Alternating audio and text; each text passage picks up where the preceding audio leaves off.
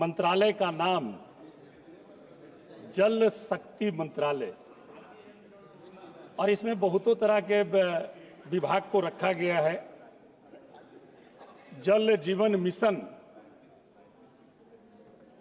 और हमें यह समझ में नहीं आता है कि जल ही जीवन है और आप इसे मिशन नाम दिए हैं। तो सरकार ये किस मिशन के तहत काम कर रही है कि पिछली बार 70,000 करोड़ जल जीवन मिशन के तहत आवंटन था, जिसमें 50,000 करोड़ रुपए बचे रह गए। ये मिशन है जल जीवन का मिशन। यह है कि पैसा बचाओ, खर्च ही न करो। महोदया, ये बड़ा दुर्भाग्य है और मैं माननीय मंत्री जी से आग्रह करना चाहूंगा, आदरणीय CR पाटिल साहब से। हम बिहार से आते हैं। 2023-24 में, अभी हमारे साथी बिहार के भाई राजेश जी बोल रहे थे, अच्छी बात है। जल जीवन मिशन के तहत 2023-24 में बिहार को मात्र 55 करोड़ रुपए की शुरुआती राशि मिली थी। और महोदया, ताज्जुब की बात यह है कि आज 3 साल से यह डबल इंजन की सरकार बिहार में उस 55 करोड़ रुपए को भी खर्च नहीं कर पाई है। यह किस तरह का जल जीवन मिशन है? यह दुर्भाग्य है। महोदया, हम औरंगाबाद जिले से आते हैं। औरंगाबाद और गया निश्चित तौर पर सुखाड़ क्षेत्र में गिना जाता है। दक्षिण बिहार में हम लोग आते हैं और वहां पर गर्मी के दिनों में पेयजल की बहुत ही गंभीर समस्या होती है। हमारा वाटर लेवल कहीं कहीं पे 250 फीट और कहीं कहीं पे 500 फीट से भी नीचे चला जाता है। और मैं आग्रह करना चाहूंगा कि माननीय मंत्री जी का ध्यान आकृष्ट हो। माननीय मंत्री जी का ध्यान आकृष्ट हो। महत्वपूर्ण मुद्दा है माननीय मंत्री जी।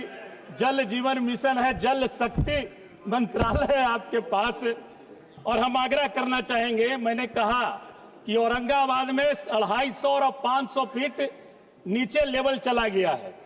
हम यही आग्रह करेंगे। हमने एक प्रश्न भी किया था, प्रश्न का जवाब पदाधिकारी ने भेजा कि जितने भी जगह नल जल लगे हैं सभी जगह 98% जगह चालू है। हम माननीय मंत्री जी से आग्रह करना चाहते हैं, एक केंद्रीय टीम गठित कर लें और केंद्रीय टीम को बिहार में भेज करके नल जल योजना की जो स्थिति है उससे रूबरू हो लें। कहीं पर 6-6 महीना से मोटर जली हुई है, उसके वजह से पंप बंद है। कहीं पर पाइपलाइन टूटी हुई है, उसके वजह से बंद है। यह स्थिति है माननीय महोदय। तकरीबन नल जल योजना जितने भी वार्डों में लगी है, 50% वार्डों में पानी लोग नहीं पी पा रहे हैं।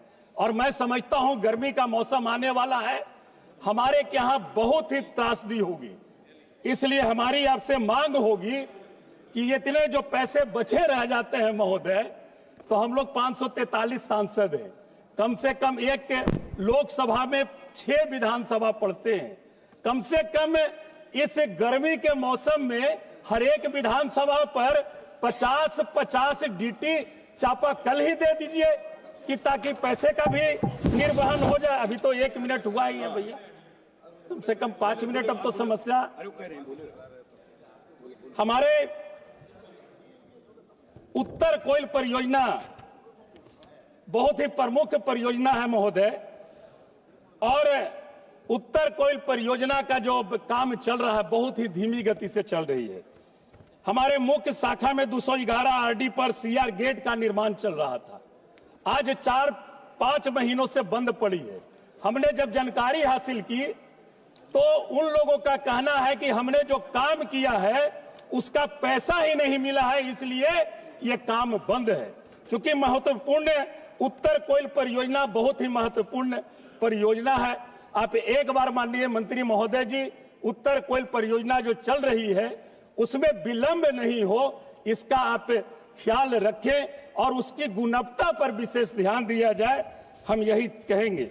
उत्तर कोयल नहर की चेई नेवादा केनाल, कोटवारा केनाल एवं अंगरा केनाल की सफाई करना अति आवश्यक है। मात्र सफाई के कारण नीचे तक पानी नहीं पहुंच पाता है। इन तमाम चीजों को सफाई करा देंगे तो नीचे तक के पानी पहुंच जाएगा।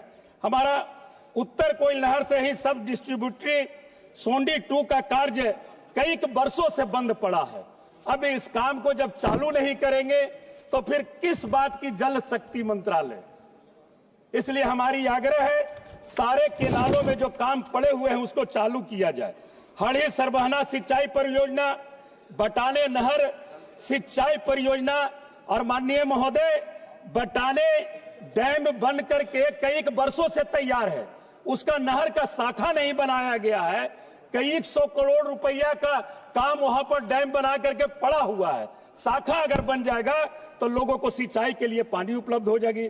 लाव देसैन माई पैन का जो योजना है ये भी कई को वर्षों से माननीय मुख्यमंत्री जी हमारे बिहार के 2016 में गए थे, वहां घोषणा किए थे, लेकिन अभी वो भी मात्र लंबित पड़ी हुई है।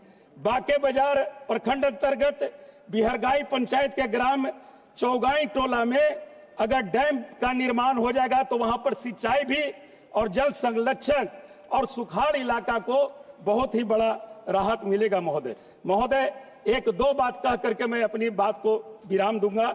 औरंगाबाद नगर परिषद से रोज लगभग लाखों लीटर गंदा पानी नाले से होकर अधरी नदी पड़ता है। महोदय माननीय मंत्री, जो बीच औरंगाबाद शहर से गुजरता है, यह नदी इतना दूषित हो चुका है कि वहां पर आना जाना, चूंकि बीच शहर से पड़ता है, आपके यहां नदी सफाई करने का, स्वच्छता का भी आपके यहां मंत्रालय है। हम यही आग्रह करेंगे कि वहां पर एक रिफाइंड सीवरेज प्लांट नाले पर अगर लगा देंगे तो शहर जो हमारा है, जो आपका मिशन है स्वच्छता का, उस स्वच्छता मिशन का काम पूरा होगा।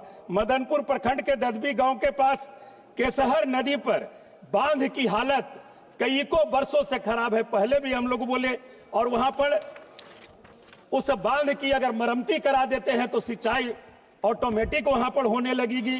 सिंचाई के लिए बंद पड़े सरकारी ट्यूबवेलों को अविलंब उसको चालू कराया जाए, आवश्यकता पड़ने पर और ट्यूबवेल की व्यवस्था कराई जाए।